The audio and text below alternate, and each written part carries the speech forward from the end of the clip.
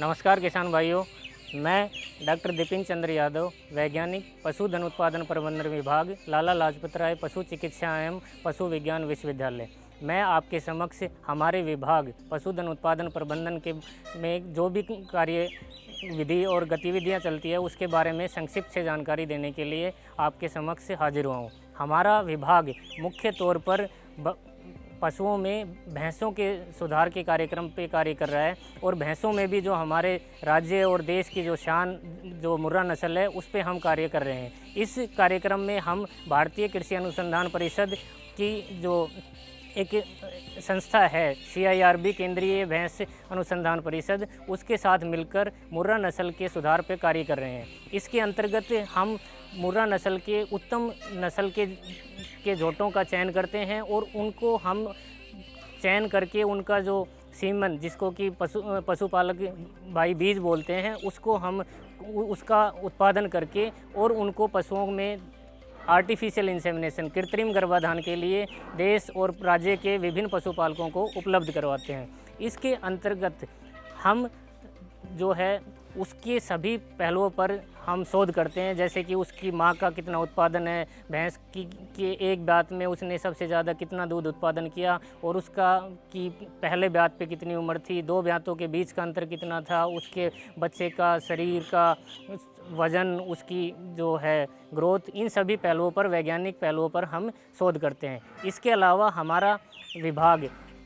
हमारे विश्वविद्यालय के वैज्ञानिक और हमारे जो शोधार्थी छात्र छात्राएं मिलकर पशुधन उत्पादन और मुख्यतः भैंस के विभिन्न पहलुओं पर, ताकि उनके खान पान, उनके रहन सहन, उनके व्यवहार, उनके स्वास्थ्य, इन सभी पहलुओं पर जो समय समय पर किसान भाइयों को हम उनकी जो भी हमारी जो उपलब्धियां होती हैं, जो हमारी सलाह होती है, उनको हम विभिन्न माध्यमों से हम किसान भाइयों तक पहुंचाते हैं। तो इस विभाग में मुख्यतः हम विभिन्न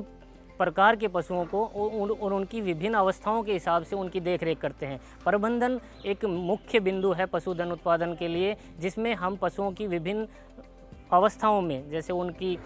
ब्याने के समय क्या देखभाल करनी चाहिए, ब्याने के बाद क्या देखभाल करनी चाहिए, दुधारू पशु की किस तरह देखभाल करनी चाहिए, नवजात कटड़ियों की कैसे देखभाल करनी चाहिए, उनकी मृत्यु दर को कम करने के लिए हमें गर्मी में, सर्दी में, बरसात में किस तरह उनको बीमारियों से किस तरह उनको सर्दी गर्मी से बचाना चाहिए, इन विभिन्न हम पहलुओं पर हम यहाँ पे विस्तार से पशुओं पर और किसान भाइयों को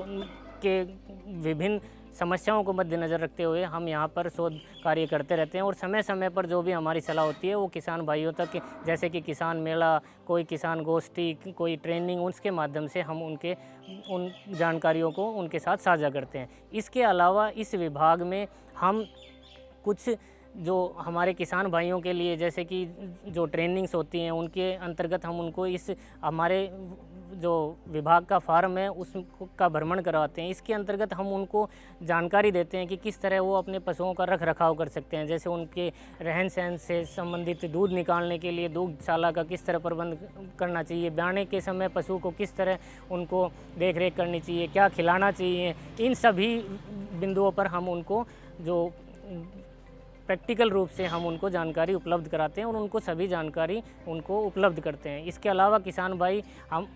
हम साल में पशुओं की नीलामी भी करते हैं, जिसके अंतर्गत अगर कोई किसान भाई किसी मुर्रा नस्ल के अच्छी भैंस, कटड़ी और झोटे को ख़रीदना चाहता हो तो वो इस बोली के माध्यम से, जो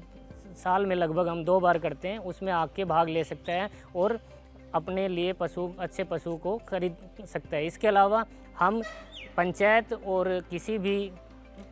प्रगतिशील किसान के लिए, पशुपालक के लिए हम झोटे, अच्छी नस्ल के झोटे, मुर्रा नस्ल के, हम उनको बेचते हैं। किसान भाइयों के लिए ये जो पशुपालक है उनको हम उसकी एक कीमत निर्धारित होती है, जो कि उसके दूध के हिसाब से, उसकी उम्र के हिसाब से हम तय करते हैं। उस कीमत पर हम किसान भाइयों को वो झोटा हम बेचते हैं और पंचायत के लिए हम की कीमत आधी देते हैं, ताकि ये झोटा पंचायत में, गांव में, आसपास में अच्छे पशु और अच्छी भैंसों में उसकी पशुओं के लिए हम उसका यूज़ कर सकें। और इसके अलावा हम किसान भाइयों के लिए हमेशा ये कोशिश करते हैं कि उनको पशुपालन से संबंधित, मुख्यतः भैंस पालन से संबंधित जो भी जानकारियाँ हों, वो किसी भी समय हमसे उस जानकारी को पा सकते हैं और उसके अंतर्गत अपने डेयरी व्यवसाय को किस तरह से शुरू करना है, इसकी भी हम उनसे जानकारी देते हैं और भरपूर कोशिश करते हैं कि किसान भाइयों को अपने व्यवसाय में, पशुपालन में उनको उन्नति मिले और देश और राज्य इस क्षेत्र में प्रगति कर सके। तो इसके साथ मैं आपसे अनुरोध करूंगा कि आप जो भी जानकारी चाहें और साथ में आप अगर देखना चाहें प्रैक्टिकली किस तरह से भैंस पालन से आप जुड़ सकते हैं, तो वो भी आप किसी भी उचित समय पे आप इस फार्म का भ्रमण कर सकते हैं और आप हमसे जानकारी साझा कर सकते हैं। धन्यवाद।